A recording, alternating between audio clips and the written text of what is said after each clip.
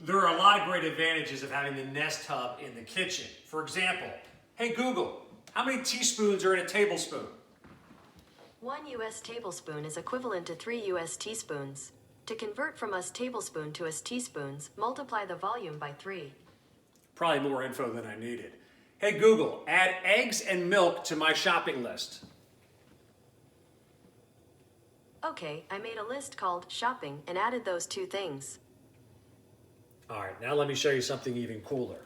Hey Google, show me David Venable's mac and cheese recipe. Here are some recipes I found. Ooh, look at that first one. There it is. Hey Google, show me that first recipe. Here you go. Let me know when you want to start cooking. Hey Google, let's start cooking. Resuming the recipe from where you left off.